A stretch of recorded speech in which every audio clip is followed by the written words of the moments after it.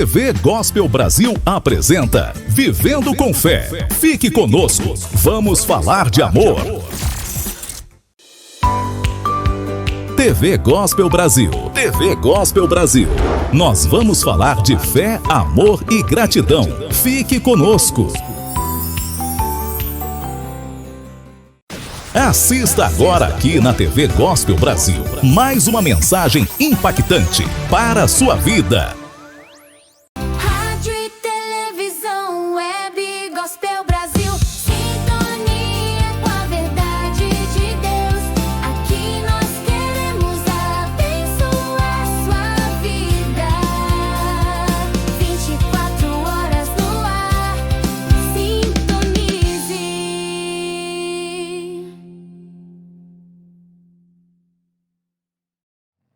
Você lembra de algumas palavras ou de alguns termos, por exemplo, que no original são uma coisa e quando a gente traduz perde muito sentido? Alguma coisa que a gente possa comparar, que você lembra aí alguns termos?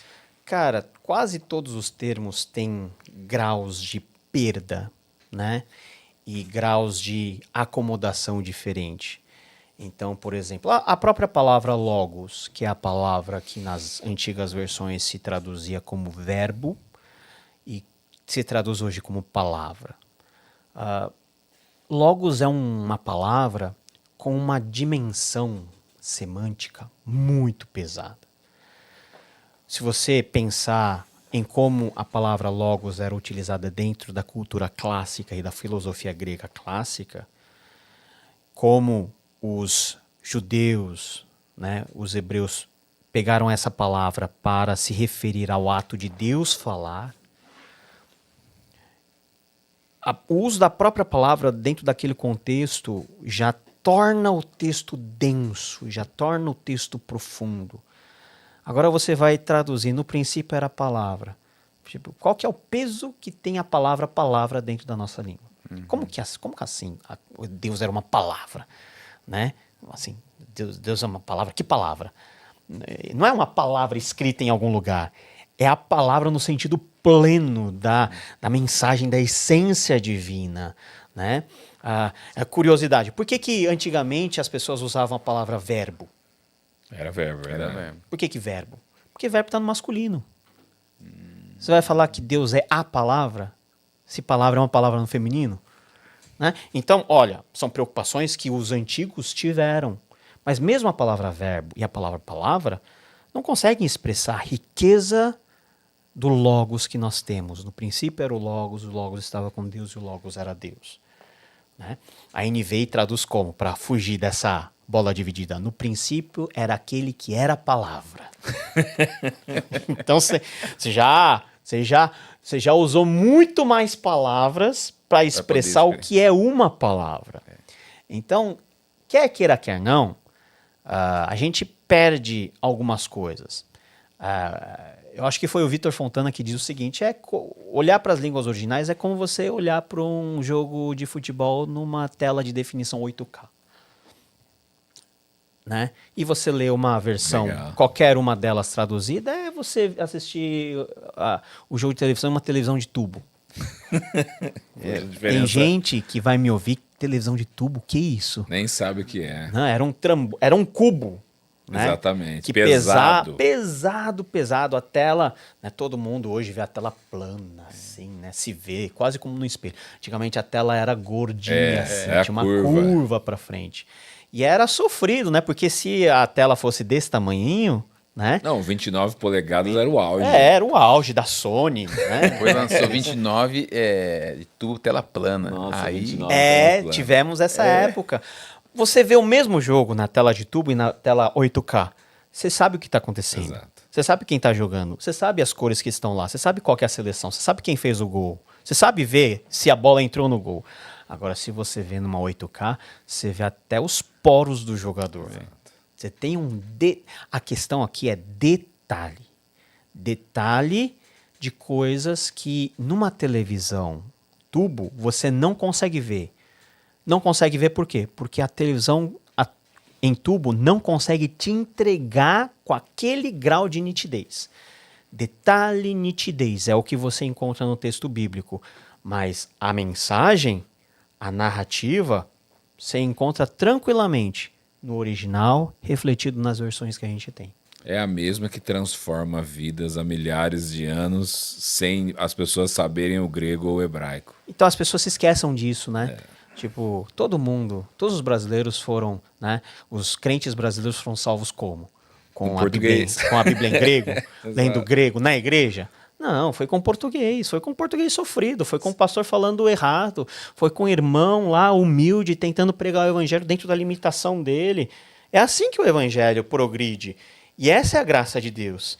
E essa é a forma como Deus usa para se fazer presente. Então, olha só que coisa legal. Deus se amolda às nossas limitações para nos transformar. Não tem um milagre maior do que esse, pelo menos aplicado à nossa vida. É uma das maiores providências divinas que existem, né? De fato.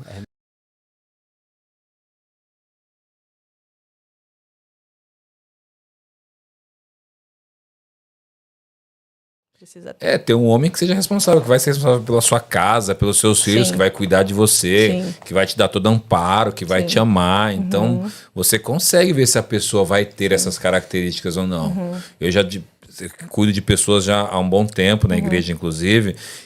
Quantas pessoas que eu alertei, cara, não casa, ó, pra mulher, não casa que vai dar ruim. Não, mas não, Deus falou comigo. Deus falou Ah, é comigo. complicado, né? É a frase que tira toda a defesa de qualquer... Cara, se Deus falou com você, quem sou eu? É complicado, Sou ninguém. gente. Então, se Deus falou, você que sabe.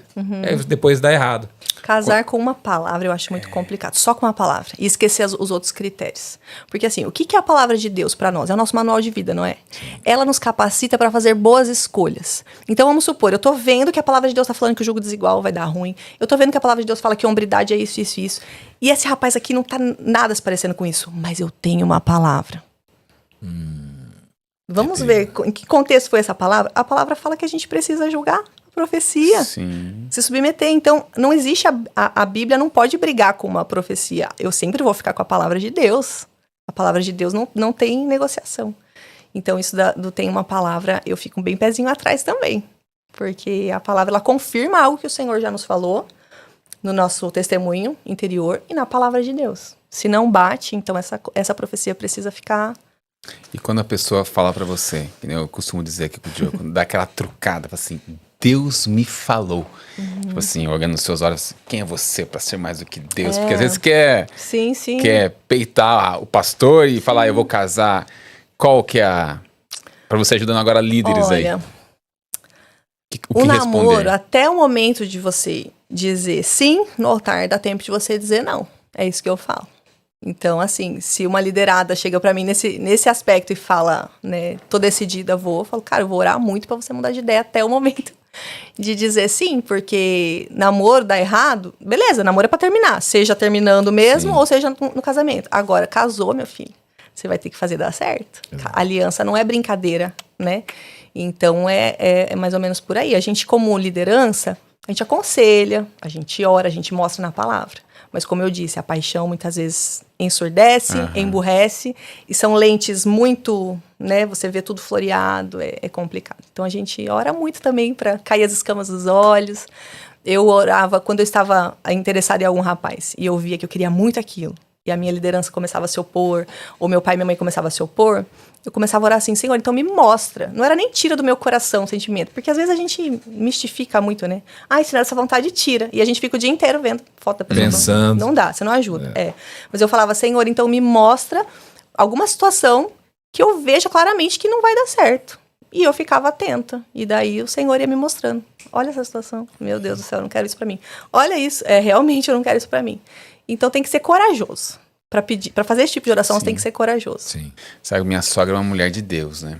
Minha esposa nasceu na igreja, se desviou no meio do caminho, com a separação dos pais, e voltou para Jesus com 30 anos. Minha esposa conta que a minha sogra, quando ela entrava em algum relacionamento, ela sempre orava, Senhor, se não é de ti esse homem, você tira do caminho dela. E Deus tirava os relacionamentos. Oração de mãe. Minha sogra é uma mulher de oração. Sim. Aí chegou eu. Eita, e o medo? Aí cheguei eu lá, um dia eu fui entregar um presente pra minha esposa pra ela entregar pra... Eu nem conheci ela, só fui lá entregar. Ó, entrega pra Jaqueline e tal. E a Jaque falava da oração dela. Beleza, agora ela vai degladiar nas orações. Vamos ver se ela vai ser mais forte que a minha. Eu falo pra Dona Maria, venci. Ganhou, levou o prêmio. Mas quão importante também os pais, a oração dos Sim, pais. Sim. E ouvir pai e mãe e ter um conselheiro, assim, sabe? Porque os adolescentes têm um tempo, um momento, uma fase ali, que tudo que o pai fala, ele quer o contrário. É. Eu já tive essa fase também.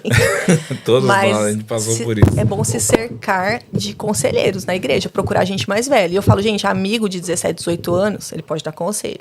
Mas vai pra uma fase acima. sim, Então, eu sou solteira. Qual que é a fase acima? Eu vou procurar um casal que já tem anos de caminhada. E aí, pergunta não só... Se é moça, pergunta não só pra moça. Pergunta pro marido dela. O que você acha de fulano? Homem não vai mentir. Ele vai falar, esse cara tá com conversa pra cima de você. Sai fora. Sim. Esteja disposto a ouvir. Porque muitas vezes a gente não quer ouvir, né? Por isso que a gente não procura o conselho. Então, se cercar de pessoas que andaram mais milhas com Jesus do que você e estar disposto a ouvir. E assim, o testemunho, né? Esse rapaz trabalha na igreja, ele faz o quê com o que ele tem em mãos? Ele serve, ele sabe pra onde ele tá indo, ou ele tem 35 anos e joga videogame o dia inteiro na casa da mãe, não paga nada. Você entendeu? Então, assim, às vezes, não, mas ele é crente, ele vai na igreja todo sábado. Beleza, às vezes tem Jesus, mas tá aí com esses frutos rasos, não dá? Pra casar não dá. Deus abençoe, vai ser salvo, mas não quer casar, né? Não tá pronto pra isso. Então, tem bastante tarefinha de casa aí nesse livro, tem bastante dicas boas.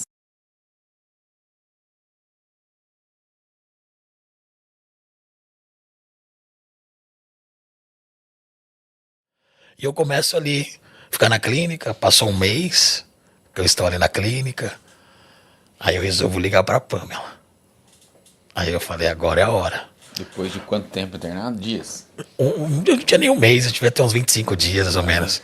Aí eu ligo pra Pamela e falo, vou reconquistar a gata. Chegou o momento. Chegou a hora. Chegou a hora. Os meninos do quarto falam assim, você tem certeza? Eu tenho. Tá no papo. Ligo pra Pamela. E aí, gata?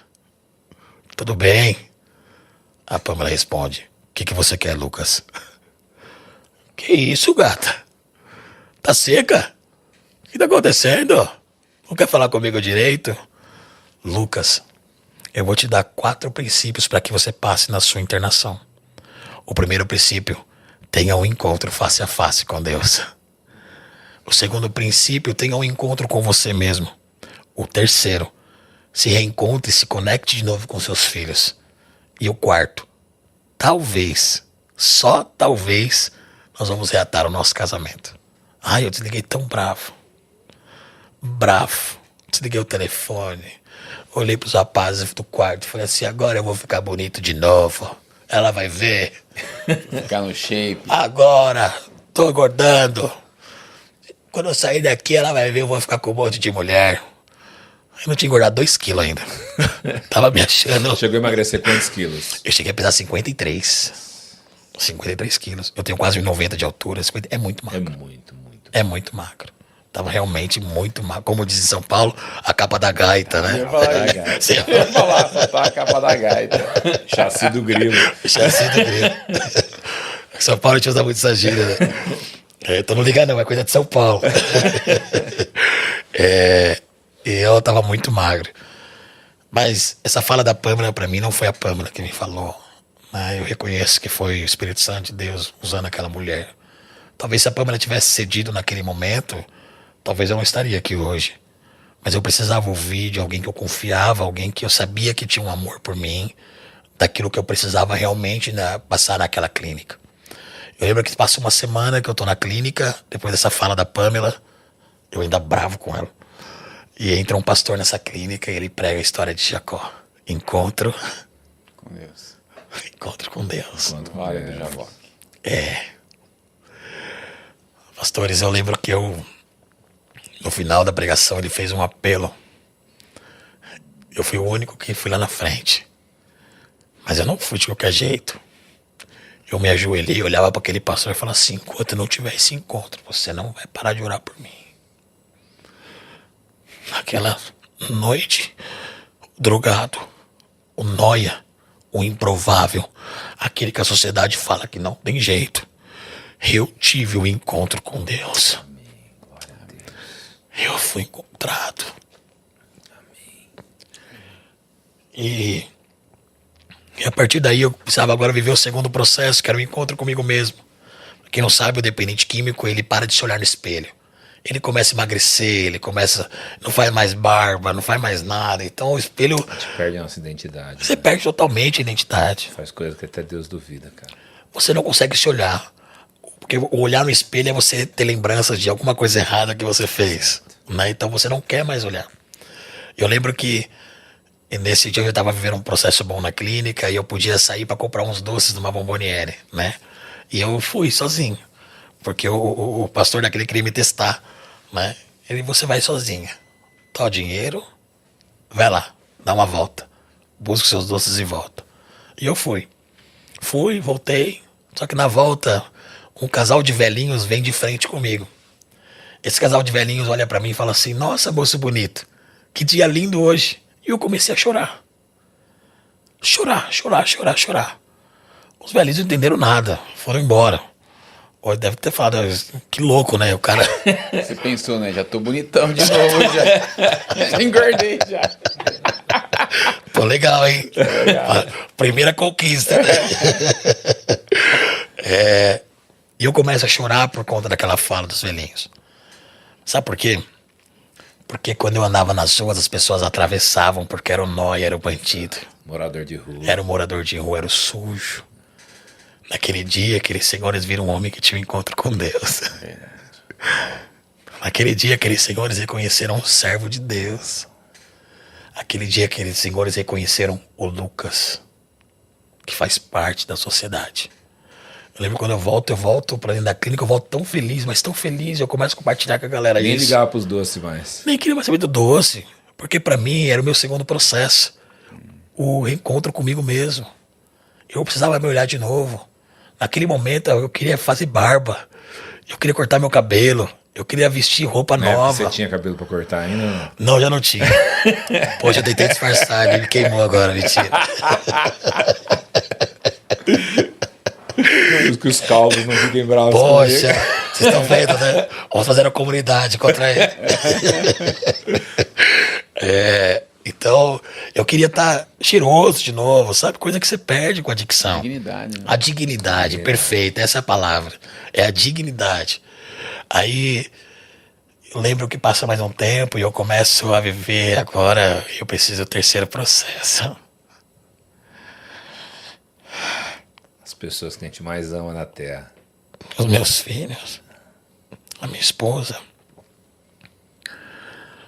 Deixa eu contar algo pra vocês. Todo o tempo que eu estive nas ruas, em que eu achava que minha esposa é nova, bonita, eu achava que a Pamela estava com outros homens, usufruindo do mundo. Aquela mulher, ela estava dentro da igreja com as 3 crianças. Ela permanecia firme em oração. E ela ensinou uma oração para as crianças. Todas as noites, durante esses 2 anos, as crianças faziam uma oração, e a oração era a seguinte: Deus, cura o dodói do papai. Traz ele de volta para casa. Todas as noites, eles tinham o alvo na parede e eles faziam essa oração. Nós queremos ver o papai. Então eu peço para Pamela para que ela traga as crianças para que eu pudesse vê-las. E ela traz. Eu lembro que no dia anterior eu cortei cabelo, arrumei uma roupa emprestada de um cara da clínica. Sei que na hora que eu sabia que a Pamela estava chegando, eu passei tanto perfume que do Grajaú ela sentia no Guarulhos. E o coração disparado. Coração disparado, eu não dormia à noite. Parecia o primeiro encontro. Primeiro encontro. Hoje eu conquisto. Hoje Minha vida começa a voltar ao normal. Hoje começa. Hoje eu vivo o terceiro processo. Estou mais perto, né? Eu lembro que as crianças chegam no portão da clínica e quando abrem, elas saem correndo. E eles põem no meu colo e dizem assim: papai, eu te amo tanto. tava com tanta saudade, papai. A gente orou esse tempo todo para que Deus curasse logo o seu dodó e você voltasse para casa. Eles oraram, pastores, durante 2 anos. 2 anos orando para que o papai pudesse voltar.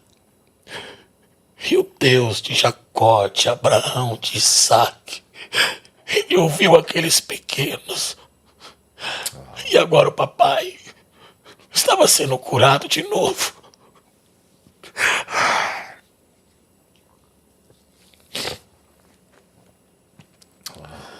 Passa-se mais um pouquinho dos dias e agora eu posso passar um final de semana em casa. E eu peço pra Pamela, deixa eu ir. Deixa eu ir ver as crianças, ficar um pouquinho com vocês. Até briguei com ela, eu durmo na sala, você dorme no quarto, tá tranquilo. Quando eu tô chegando na porta, a Pamela fala assim, por favor, você me avisa quando você estiver na porta. Porque antes de você entrar, eu quero mostrar para as crianças o milagre que Deus operou através da oração deles. Eu preciso que eles tenham e entendam que a oração deles foi atendida. Eu preciso que eles compreendam aquilo pelo qual eles oraram durante todo esse tempo. Eu preciso trazer à memória deles aquilo que lhe dá esperança. Uau. As suas filhas tinham quantos anos aí? Maitê tinha 5, a Lana 3 para 4, o Gael recém-nascido, o Gael tinha bem pouquinho tempo, acho que o Gael devia ter uns 5, 6 meses, se me falha a memória, eu sou péssimo com datas. Sim, mas eram pequenos, eram bem pequenininhos. Então a Pamela precisa trazer a memória deles, aquilo que dava esperança. E eu lembro que eu tô atrás da porta de casa, aviso ela, fico atrás da porta, e ela colocou os 3 da mesma forma que eles ficavam todas as noites, de joelho no chão da sala. E eles estavam orando. Deus, cura o dodói do papai. Traz ele de volta para casa. E eu abri a porta. A minha filha mais velha, a Maitê, ela se joga no chão e grita, Deus, você ouviu a minha oração. O meu milagre chegou. Uau. Uma mulher de fé. Filhos de fé. Os nossos filhos precisam viver experiências com Deus. As nossas crianças precisam entender quem é Cristo. Não simplesmente de uma escolinha da igreja.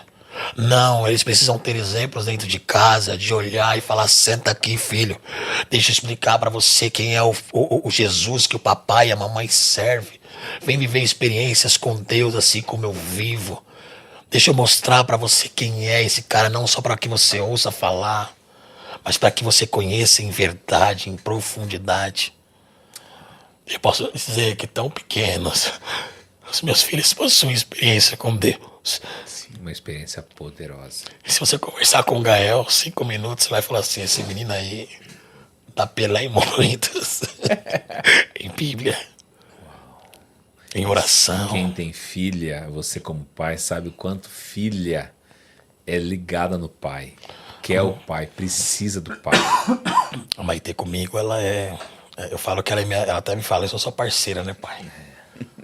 Ela só não veio hoje que era um pouco mais distante, mas a Maitê, tudo que é lugar. Ela quer estar comigo, ela quer estar do meu lado. A Lana tá na fase... a Lana é mais desapegada, né, com algumas coisas. A Lana gosta de brincar mesmo. A Lana, eu falo que a Lana gosta de patins, patinete, correr, jogar bola. A Lana é um barato. Mais meninona mesmo. Mais meninona mesmo, Brincalhona. é. A Maitê, ela já é mais do carinho, né? A Maitê já é mais do grudinho. É a linguagem do amor, É a né? linguagem do amor. A linguagem da Maitê é literalmente do amor. Carinhosa, né? A Maitê, eu falo que é uma parceiraça, assim. A Lana também. Só que ela é do jeitão dela. Né? A Lana, você não precisa de muito me tocar, não. Sabe? Eu tô aqui. Né? E o Gael também, né? O Gael já é o caçulinho. Então o Gael, ele sabe que ele é o caçula e ele se aproveita disso. Sim. Ele pegou só a sua boa fase. Só agora, uma fase, praticamente. Gael.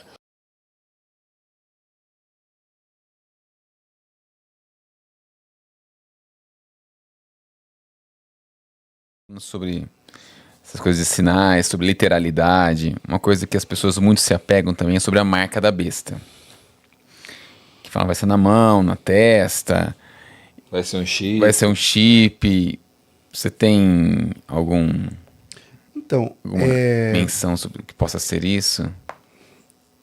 o texto diz assim, aquele que não receber a marca não pode comprar nem vender. Essa é a informação do capítulo 13.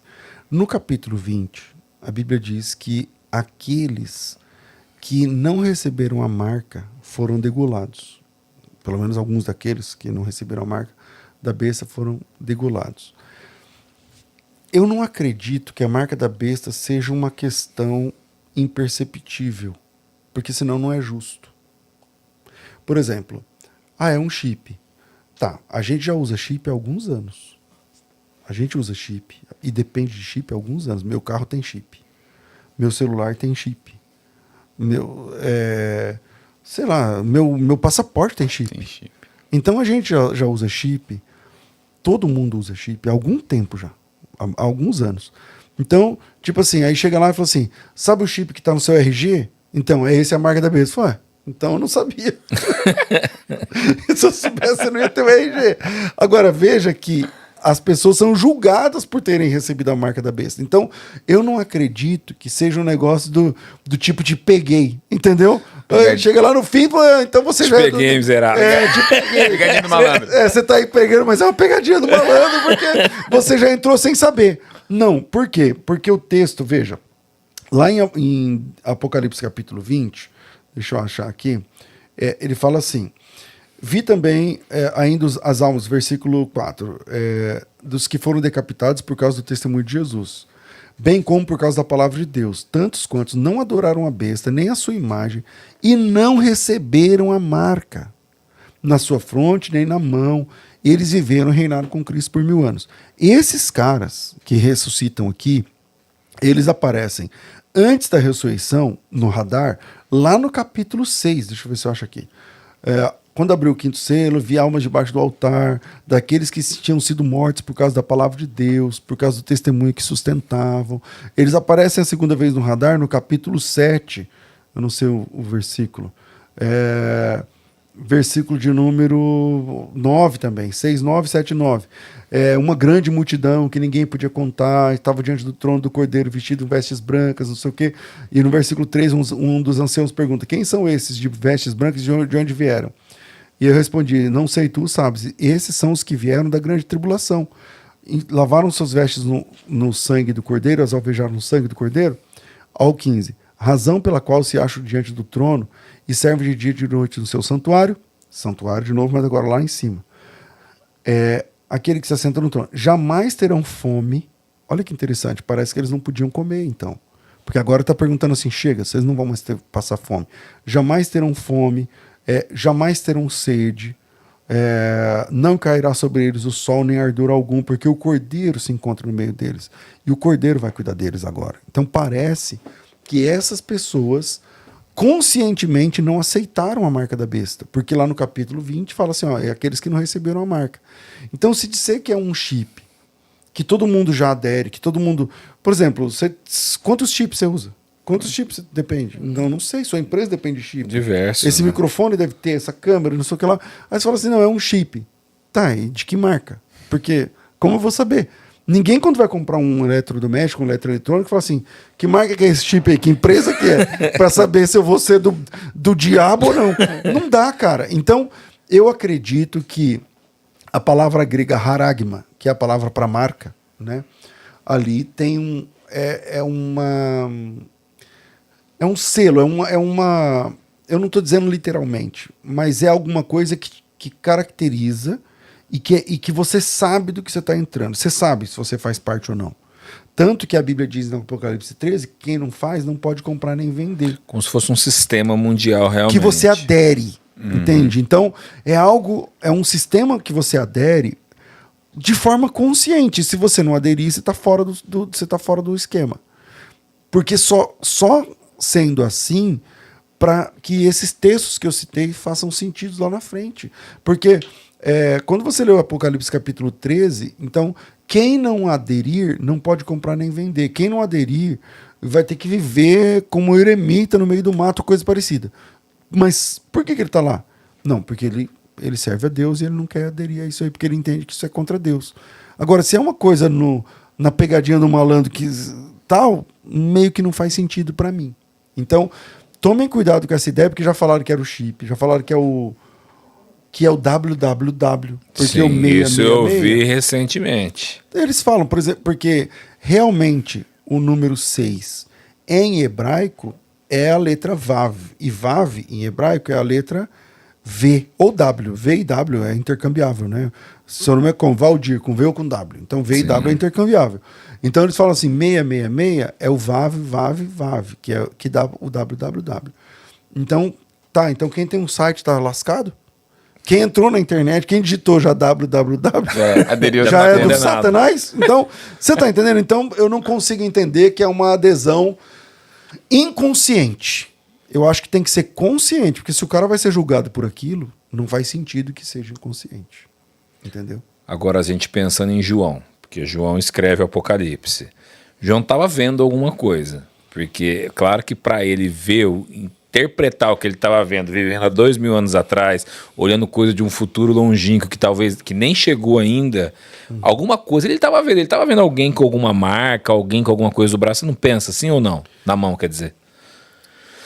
Penso, mas é muito especulativo, né? A gente apostar exatamente o que ele está olhando. Porque, por exemplo, o João descreve animais que é tipo um helicóptero. Exato. Eu vi um vídeo sobre isso esses Mas dias você olha e também. fala assim, mano, isso aqui é tipo um helicóptero mesmo, que faz um barulho ensurdecedor, que é de ferro e não sei o quê, e voa, e você fala assim, mano, isso aqui é um helicóptero de guerra que lança míssil.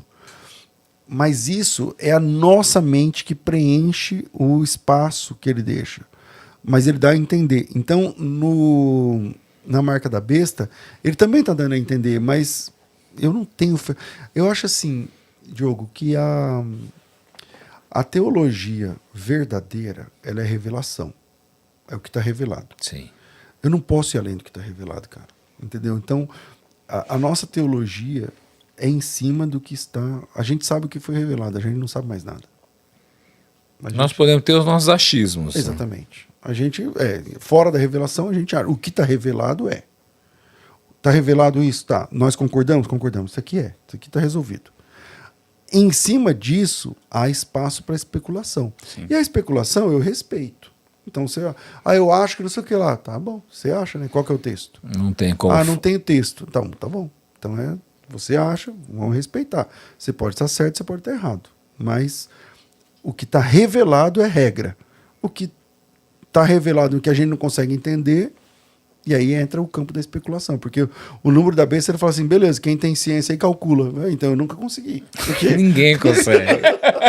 Já ligaram esse número a Nero, trazendo o Nero como anticristo também, né? Tem a ideia do Nero, mas o Nero, a conta para bater pro Nero tem que dar uma forçadinha ali, né? Colocar um numerinho, mais um. N. Tem um N ali, que é Neron, né? Beleza, entendeu? Então, tem a Ellen White também dá, não sei se você sabia, se você colocar lá, a Ellen White também é da 666.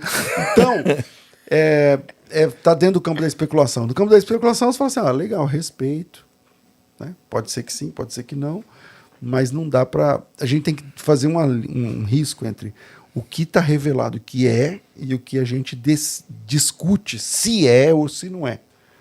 Entendeu? Sim. Então não podemos ser dogmáticos em cima da discussão. Então, eu acho que a marca da besta é uma marca, é uma adesão consciente num sistema mundial.